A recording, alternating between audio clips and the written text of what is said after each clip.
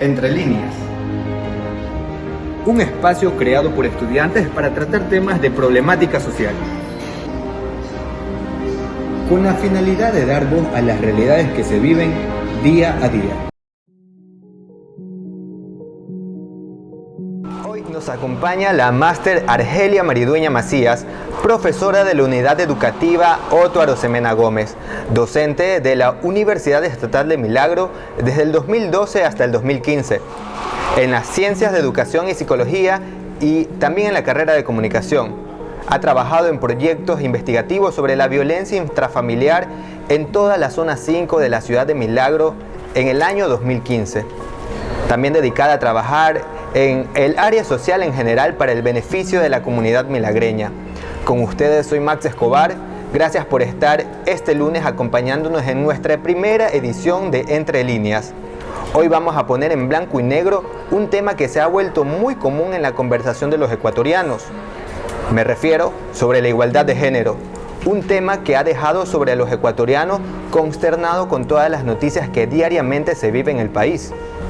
Las instituciones educativas y fiscales, cómo tratan la realidad que se vive arrastrando año a año y cuáles son las políticas públicas de seguridad que respaldan y ayudan a los adolescentes de estas instituciones. Y también desde una perspectiva analizar cuáles son las líneas rojas que debemos determinar a la hora que se encuentren en una situación de peligro. Querida máster, un gusto tenerla con nosotros en este programa Entre Líneas. Buenas tardes para toda la audiencia. Mi nombre es Argelia Maridueña. Sí, soy docente de la Unidad Educativa del Milenio Otto Arosemena Gómez. Encantado, chicos, de estar aquí con ustedes y sobre todo agradecida con Dios, porque sin Él no hubiese sido posible estar con ustedes. Gracias, máster. ¿Qué perspectiva tiene acerca de la perspectiva del género?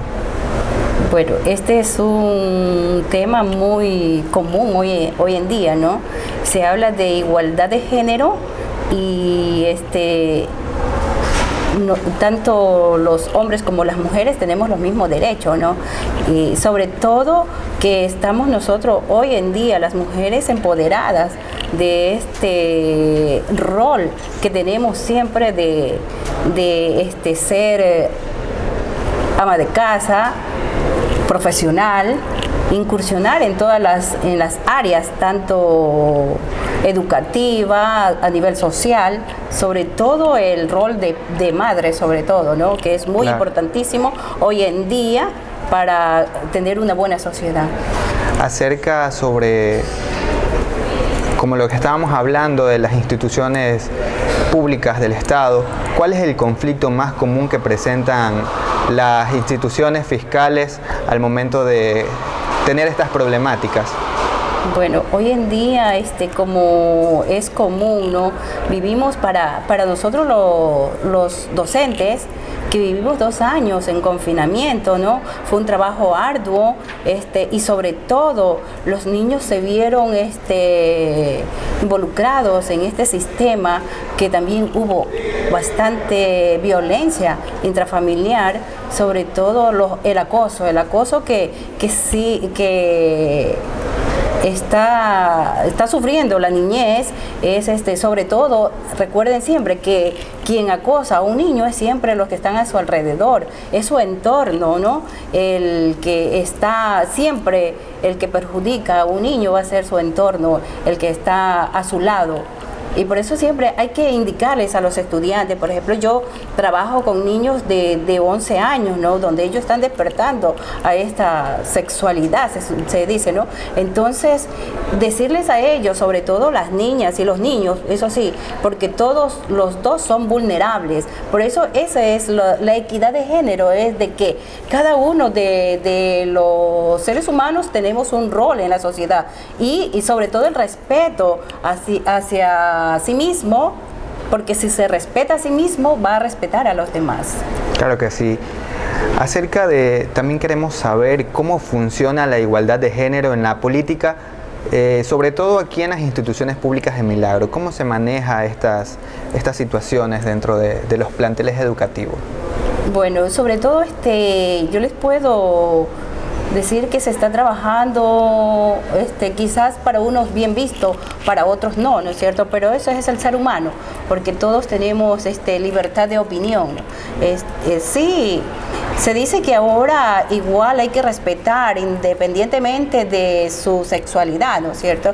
Porque igual nosotros somos, yo siempre le digo a mis estudiantes, o sea, a los estudiantes de bachillerato, cuando trabajaba con ellos, les decía, ellos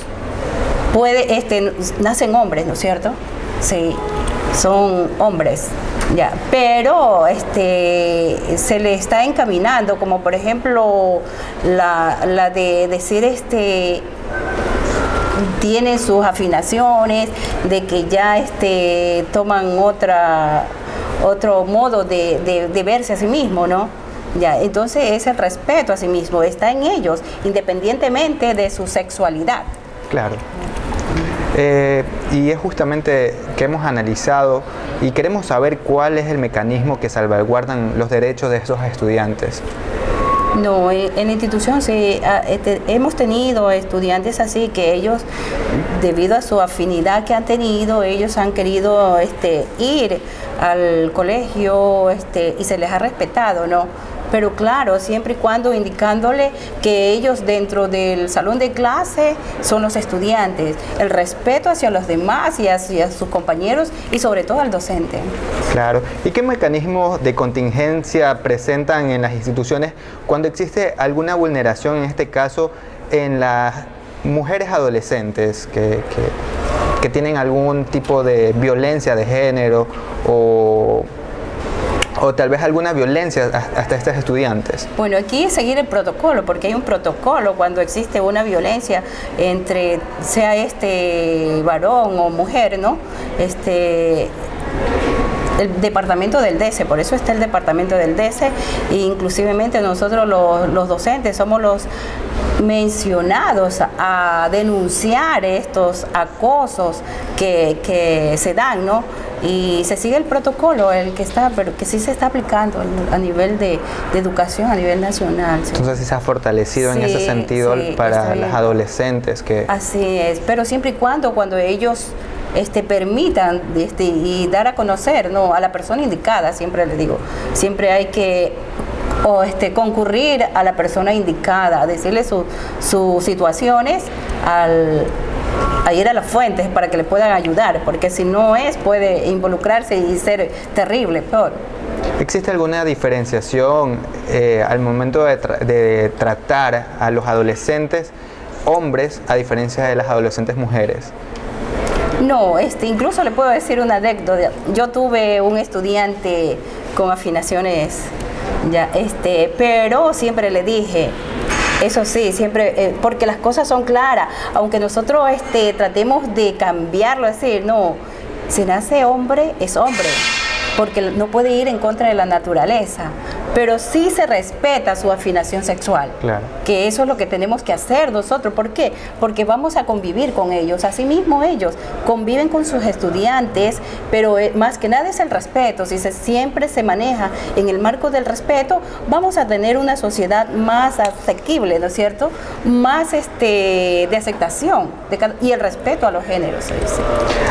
Quisiera que nos comente acerca un poquito cuál es el protocolo del DECE. ¿Cómo trabaja al momento de que llega uno de estos casos? Ya, el protocolo del DECE es inmediatamente, por ejemplo, depende de los casos, ¿no? Claro. Ya, por ejemplo, si es dentro de la institución y no amerita ir hacia afuera, dentro de ellos mismos, las psicólogas están prestas para sacar adelante al estudiante. Pero cuando el protocolo de ellos es denunciar hacia afuera, ya ir a lo que es fiscalía, cuando ellos están inmersos en eso. Y también creo que es bastante difícil, es complicado lo que estamos viviendo hoy y se da en las instituciones. De acuerdo. Entonces las psicólogas están preparadas para tratar este tipo de situaciones, que una adolescente o mujer o hombre, independientemente del género, con diferentes tipos de problemáticas se acerquen y puedan exponer su problemática. Así es, sí, hay personal calificado, sí. Perfecto. ¿Qué papel puede desempeñar la inclusión financiera acerca de las madres de estas niñas? Muchas veces son madres solteras y por lo general el hecho de no tener un trabajo fijo también le crea conflicto al adolescente de no tener claro el asunto de claro, el de estar económicamente activo. Bueno, y también es bastante crítico porque sí, al menos en nuestras instituciones vemos hogares que hay disfuncionales, así como dice, donde solo papá y mamá es la mamá, que tiene que salir a trabajar para poder llevar el sustento a su casa y sobre todo para sus hijos. Y esos momentos que ocupa mientras sus hijos están estudiando, ellos van a hacer su trabajo, que es, por ejemplo, dedicarse a los quehaceres domésticos, sino vender algún bien para poder ellos tener un sustento. Y me parece que en eso debería de trabajar el gobierno, sí, porque eso sí se debería hacer un censo para ver en sí quiénes son los que de verdad necesitan, porque se dice que hay plan de estos proyectos, ¿no?, de inversión financiera que se da, por ejemplo, como decía el gobierno, que está que da en Ban Ecuador el préstamo del 1% a 30 claro. años plazo. Pero sería una política económica muy buena si se aplicara, si se debería aplicar como debe de ser y que vaya directamente a la gente que de verdad necesite, no a los que de verdad tienen. Incluso eso es política de estados, y mientras no se normen bien las políticas de estados, como quien dice, el pueblo va a ser el que está complicado. Sí. Las repercusiones Así más que nada es. al momento de que existan estos casos, ¿no? Así que es. Como podemos decir, es un caso colateral, el hecho de que la situación económica va conjunto con estas problemáticas. Si no resolvemos lo uno, realmente vamos a seguir arrastrando esta problemática de género. Por eso las intenciones son buenas, por eso le digo, como dice, las intenciones son buenas, pero como de intenciones no se sirve, ¿no es cierto?, no se vale. Entonces, de hecho, yo sí les diría que es buena ese proyecto de financiamiento, y sobre todo es un ingreso, porque eso se genera un ingreso más al erario nacional, ¿no? Claro. Entonces debería de aplicársela bien y que los estamentos que están encargados lleven una política correcta en eso de financiación. Ustedes como docentes han tenido representantes en la legislación. ¿Han creado algún tipo de ley que fortalezca en este sector de vulnerabilidad acerca de las adolescentes? De maestros que sí hayan estado en la asamblea. Sí. Claro que no solo los maestros, sino todos los asambleístas son los encargados de crear leyes para mejorar, ¿no? Y siempre se ha hecho en mejoras de la educación, porque sea lo que hemos visto a transcurso del tiempo, se ha ido mejorando lo que es la educación en Ecuador, ¿no? Y para eso se han dado estas leyes, y espero que los que vengan posteriormente trabajen en beneficio de la educación, y una educación que sea de verdad de calidad, con calidez, lo que se está y no alejándonos ahora del tema acerca de la violencia de género como tal, también que se fortalezca el hecho de justamente brindarle y salvaguardar a estas adolescentes, que como hemos visto actualmente existen casos de desapariciones, y casos de violaciones de derechos acerca de las mujeres como tal, el odio hacia la mujer. Y es justamente por eso que hemos topado este tema acerca de la violencia de género. Y es justamente lo que usted nos comenta acerca de la representación de los maestros. Es necesario tener una representación de los maestros que conozcan el contexto que se viven dentro de las instituciones para que asimismo sea expuesto a través del Parlamento, pues no. Así es. Y sí, también tenemos una pregunta acerca de qué significa también el hecho de la identidad de género para usted personalmente. O sea, tanto la identidad de género como esos son términos que se han visto inmersos en los colectivos, ¿no? Estos sean latinoamericanos, donde ellos van a incentivar, y también se lo ha llevado a la educación, donde se le está incentivando, pero quizás por una parte para bien, pero para mal en una parte. O sea, tiene que ser bien direccionado estos mecanismos, ¿no es cierto? ¿Por qué? Porque aquí se trata de decirle al niño, o sea, él nació como tal, pero en el transcurso del tiempo él no va a ser el mismo, tanto a niña como niño. Y eso es lo que está ocurriendo hoy en día. O sea, como que no tiene una identidad precisa del niño, ¿no? O sea, en casa mismo, como que no hay esa guía, ¿ya? Y eso es los padres que tienen que darse cuenta. O sea, es la sociedad que estamos viviendo. ¿Por qué? Porque son padres jóvenes, se dice, ¿no es cierto? Uh-huh. Entonces, eso es lo que estamos viviendo. De decirles siempre, por ejemplo, yo le inculco a mis niños que siempre ellos son seres humanos muy importantes, valiosos, indistintamente del pensamiento de cada uno de ellos, pero sobre todo es el amor a sí mismo, el amor y el respeto al ser humano. De ahí parte todo lo que se deriva la formación de un ser humano. ¿Hay algo más que puedan hacer los maestros para ayudar a estos adolescentes? Algo obviamente fuera de lo que va más allá de su rol como maestro. ¿Hay algo más que ellos puedan hacer? Claro, sobre todo nosotros los docentes, incluso digo, porque parte de eso nosotros somos los formadores, ¿no? Claro. De los nuevos profesionales. Más allá de ellos es trabajar en la formación personal de ellos, ¿no? Más allá de enseñarles a multiplicar, a dividir, es enseñarles a que ellos tienen que, como siempre digo, es el respeto. Si nosotros nos manejamos en el marco del respeto, la sociedad sería diferente. Ya, el cómo manejarse dentro de un salón de clase, al menos yo les indico a ellos, por ejemplo, si estamos en el salón de clase, incluso ellos entran, definitivamente el juego queda atrás y dentro vamos a estar en lo que es el proceso de enseñanza-aprendizaje. Por ende, ellos tienen que aprender el contexto donde están y la forma de presentarse o de portarse tiene que ser única, o sea, tener una sola personalidad. O sea, yo me porto dentro del salón de clase de esta manera, de igual manera tengo que hacerlo fuera, porque soy único y valioso. De existir alguna problemática dentro de la institución como tal, ¿qué protocolo existe si dentro de la institución alguien está involucrado acerca de la vulneración de los derechos?